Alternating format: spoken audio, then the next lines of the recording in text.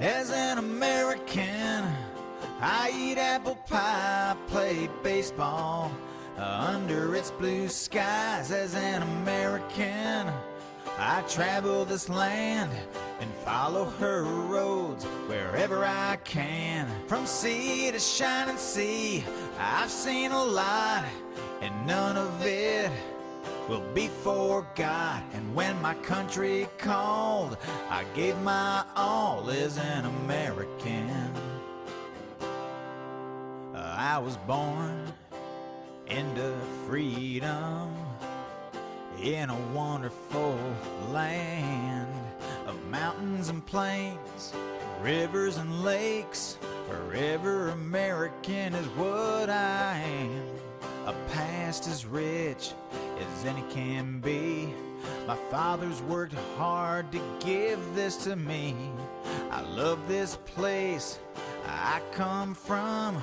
To live another way I cannot foresee. As an American, I eat apple pie, play baseball under its blue skies. As an American, I travel this land and follow her roads wherever I can. From sea to shining sea, I've seen a lot, and none of it will be forgot. And when my country called, I gave my all as an American.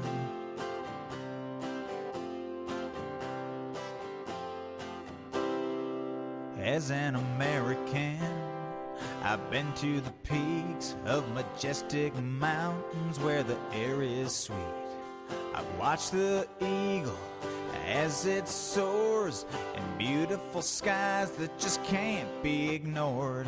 And by this country I'll always stand, for freedom and liberty for every man.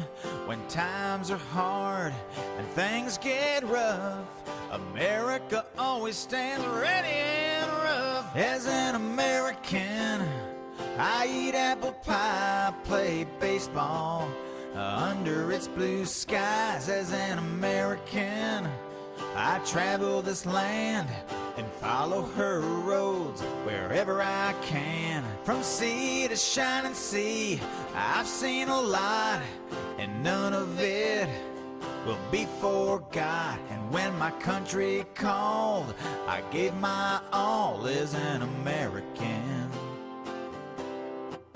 And when my country called, I gave my all as an American. Forever American is what I am.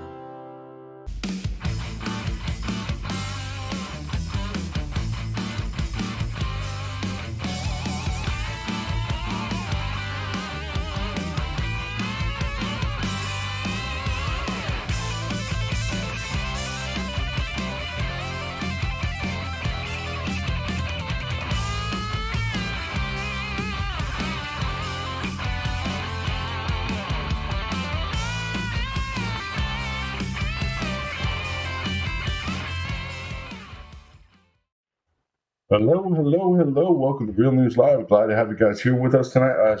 To let you guys once again know, we are raising money for families in need for this Thanksgiving, and we'll be providing meals for as many families as we can. Hi, Debbie Martin. Hi, Debbie Rogers. Hi, Nana. Hi, Pam. Hi, Catherine. Hi, Susan. Hi, Richard. Hi, Glinda. Hi, Tia. Hi, Dana. How you doing tonight? Hi, Richard. Hi, Jeff. God bless you guys all for being here. Hit that share button. Let people know what's going on in the world as we talk about the world and the ridiculousness we're going through right now. We will be talking about the impeachment that's happening, of course, and everything else. Hi, George. Nice to see you here. How you doing tonight? Of course, we're going to start off with the White House, of course, calling for media to ramp up scrutiny of the Republican Party. Yes, that's right. The White House is calling on media to ramp up scrutiny of the GOP-led Biden impeachment inquiry. This is a freaking joke at this point. There's plenty of evidence, even though, of course, the administration is saying that there's no evidence and it's all politics. We know there's evidence. The evidence is blatantly clear at this point. Biden is corrupt. His son is corrupt, and it's absolute corruption at this point. The White House calling on media to scrutinize Republicans is demonstrably ridiculous. It is ruining the actual boundaries and borders we set for our law. And the supreme leaders of the land now want to use the media against the party that is, of course, pointing out the evidence that Joe Biden did wrong. Definitely deserves impeachments, and alarm bells should be going off for everybody. But nobody's, of course, talking about that.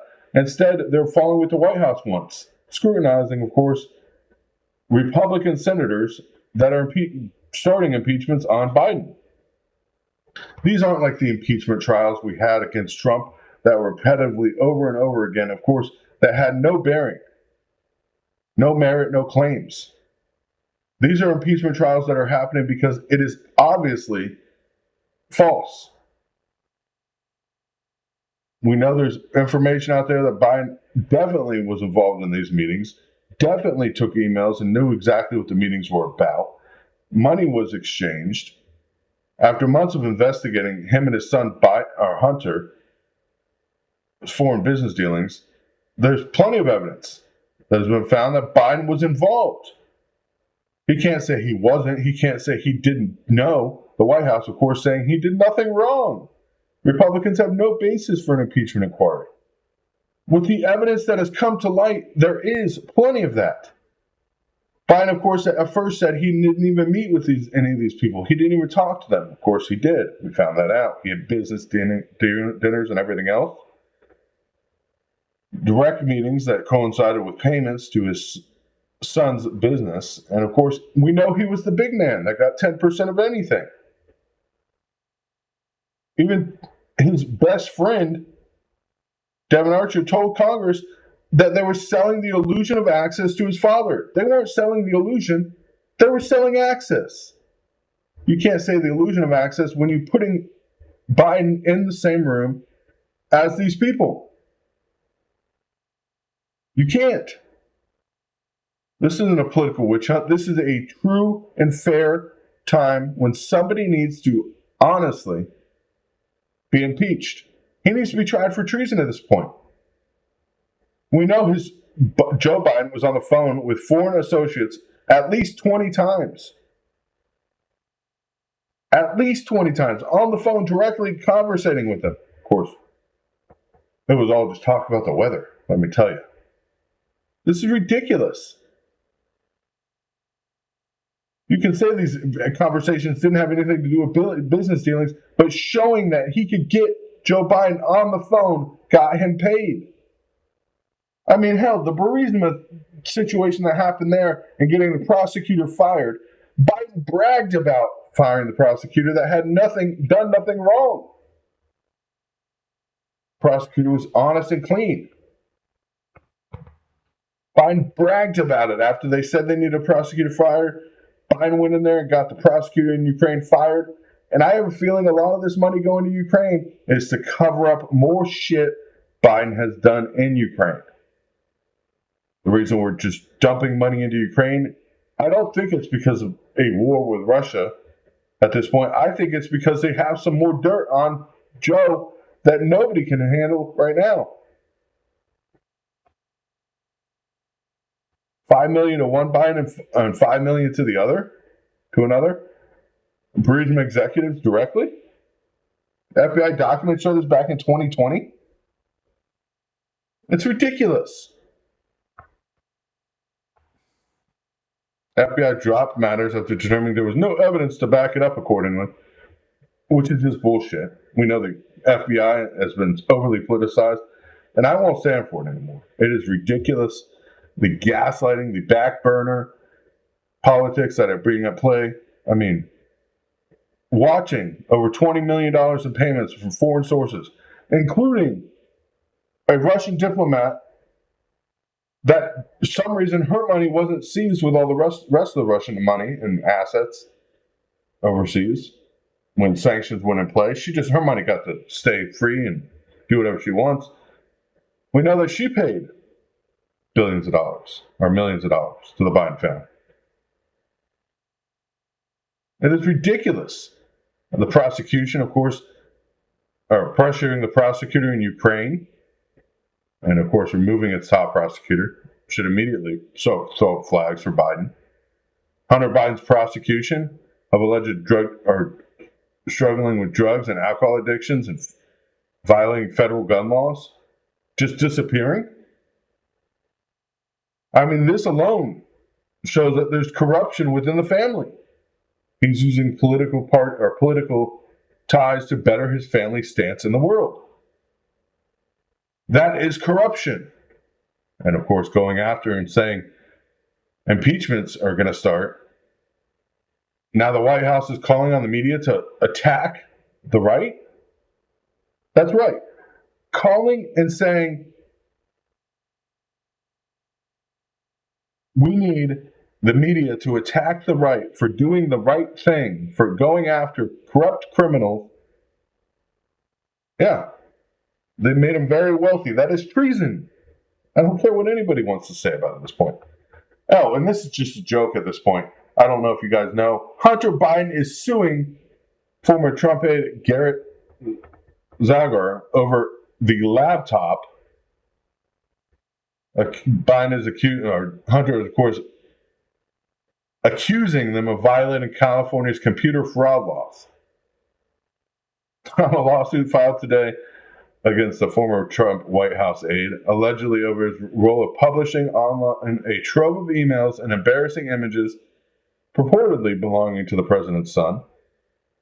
13-page suit filed in California. Of course, filed in California because nobody else would even freaking touch this case like this.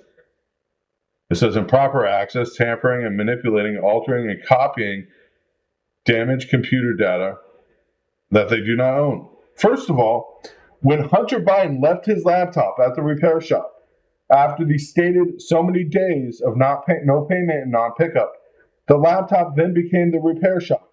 That means all information on that laptop became the repair shop. So when it got turned over to the people that got it and accessed it, it was solely owned by that computer repair shop. All data and anything involved within it was considered the repair shop's assets. The repair shop gave that willingly, of course, to the government. And now Hunter Biden is trying to sue. Yeah, sue people for leaking the information on the laptop. He gave it up. Tens of thousands of emails, thousands of pictures, dozens of video and recordings should be public information. If somebody wants to release it once they own that information, which they did, there should not be any recourse to sue them. It's not controversial. It's not like these images are fake or the recordings are fake or the emails are fake. No, he's not even alleging that. He's alleging that he's entitled to his extremism and his counterfactual opinions, and that he had every right to engage in illegal activity, and it's his right to stay out of the media because of it. Even though he gave that laptop willingly to the place, did not pick it up, did not make payment. This is a joke. It's truly a joke at this point. It is ridiculous watching this. And of course, I've been talking about all these Democrats flying to Alaska, and God forbid, one of the representatives' husbands has died on a plane crash in Alaska. Democrat Mary Poveda, husband, of course, died in an airplane crash over Western Alaska. The latest fatality involving politicians and their loved ones in the largest state in the nation. Now, why are these people all flying to Alaska? We know, of course, she is the rep for Alaska, but why are all these Democrats famously flying to Alaska? And why are certain people just having plane crashes? Of course, not anybody of political value, but it seems like anybody that could have dirt on anybody of political value. the husband of a representative of Alaska.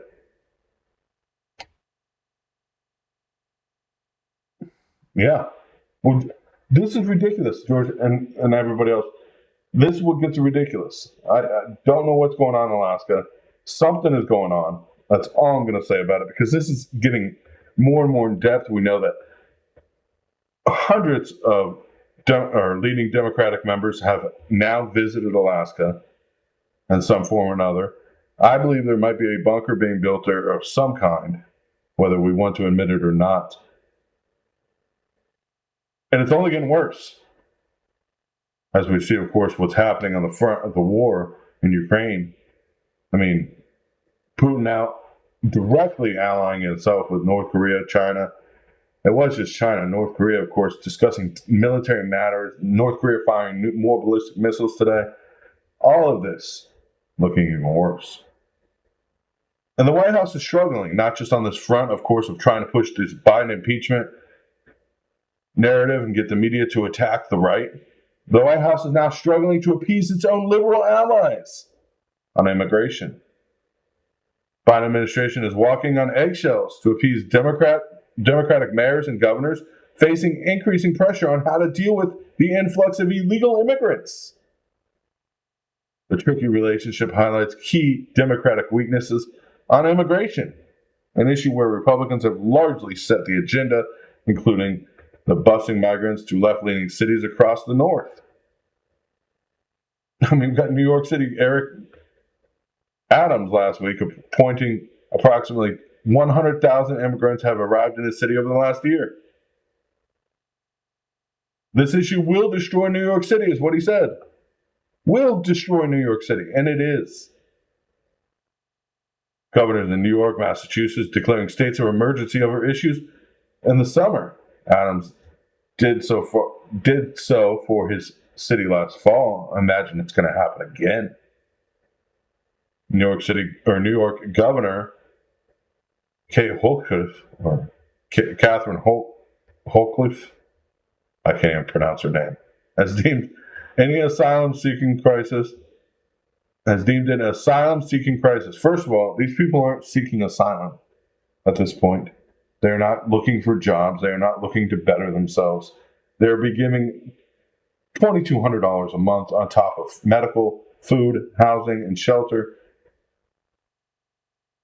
And at this point, housing and shelters are running out. So, of course, they're getting that money on top of it while they're living in the streets. Homeless encampments have been forming all around the state or all around the city.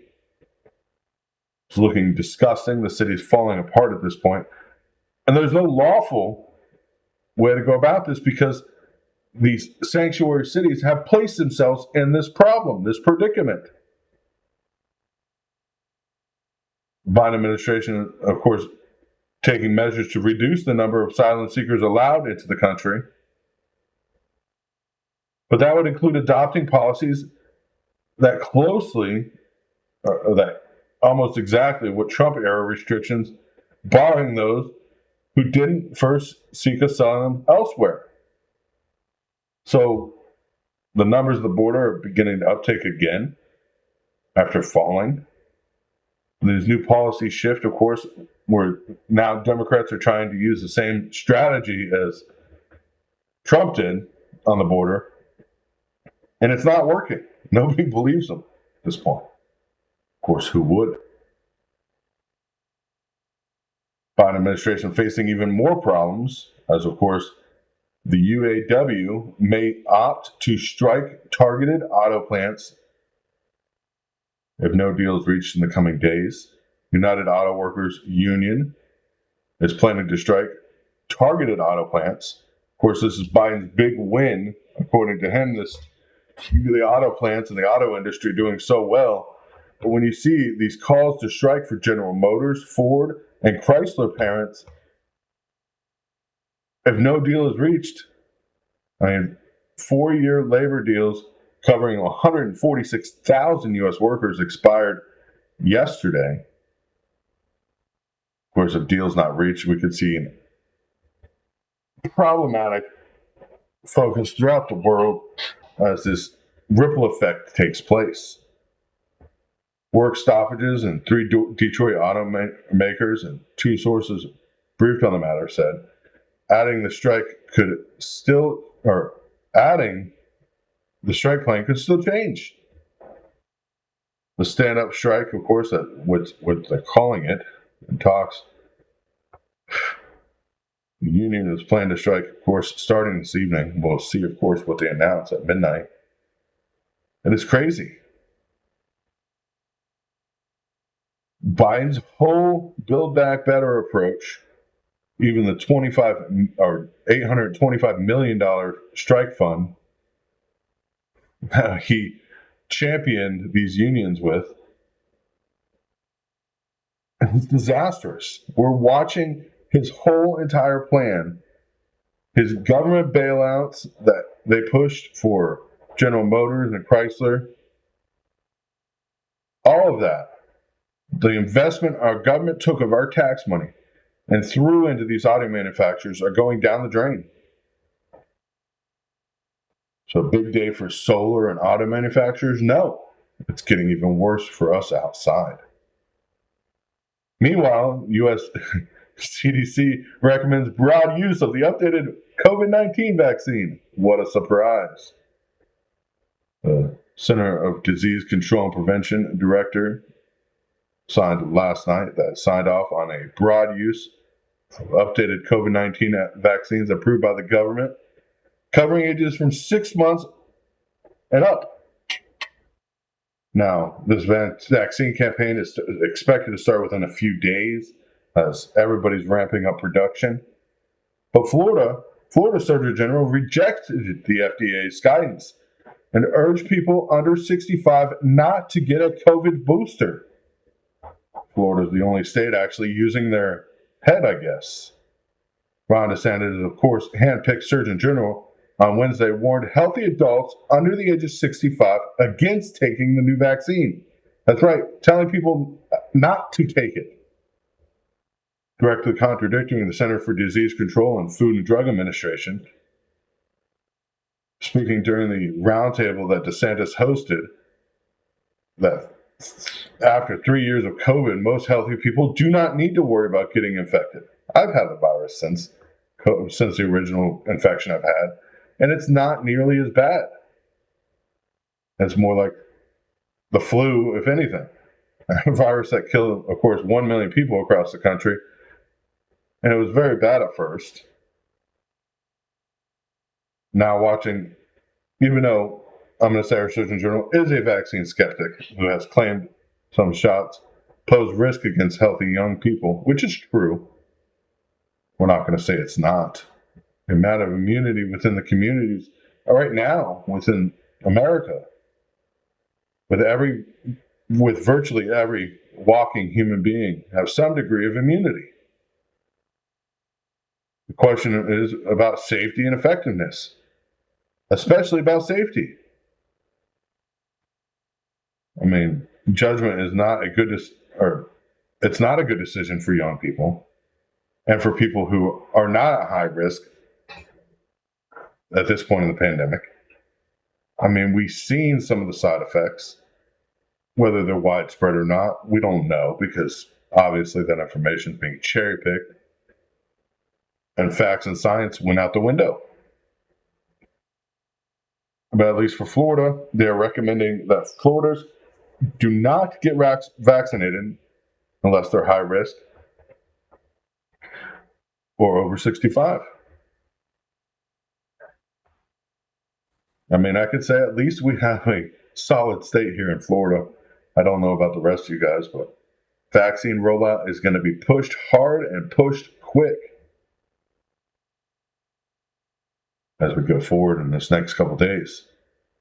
And all that with Hurricane Lee, of course, still out in the Atlantic Ocean, expected to make landfall somewhere near New England. But of course, we're going to look at that and talk about that for a second here.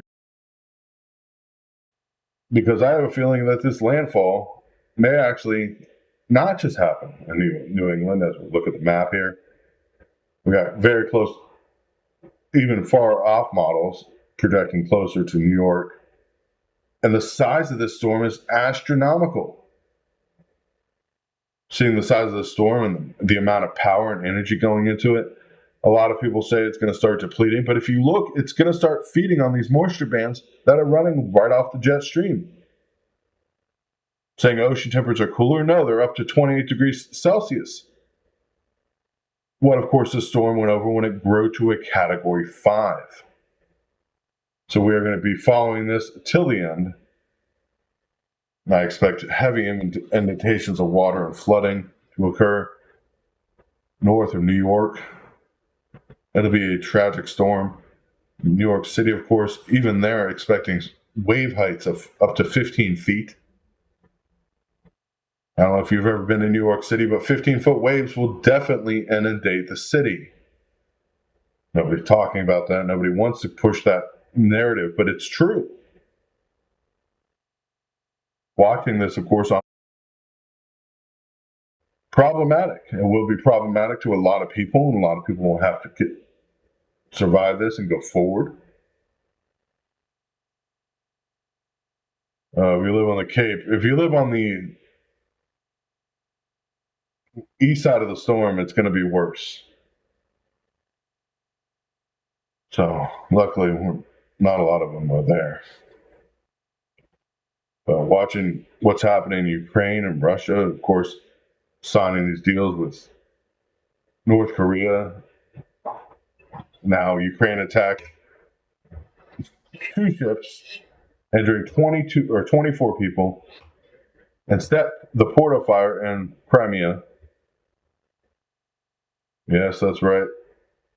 Early this morning, they set a shipyard on fire and 2 ships and 24 people wounded.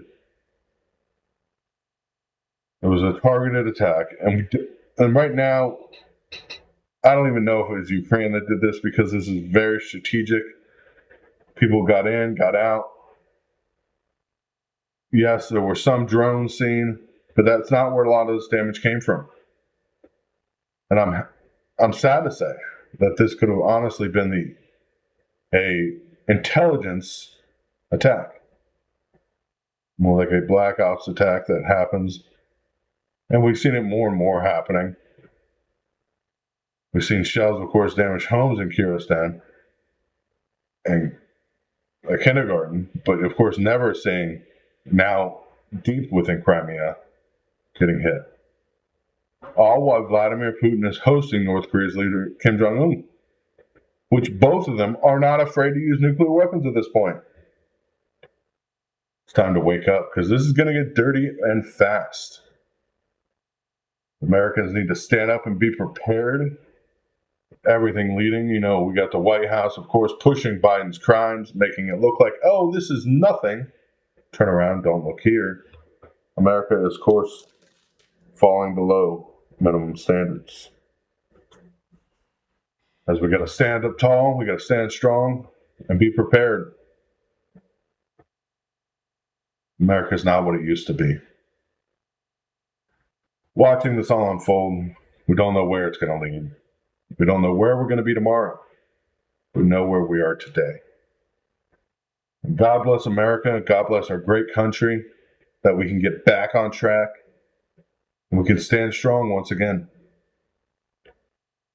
Till then, stay tuned and we will be back.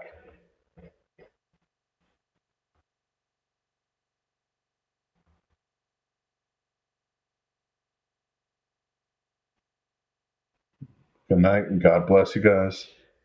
We will be back Friday night at 9:30 Eastern Standard Time. Till then, if you can afford to support families in need, please donate. God bless you guys. Good night.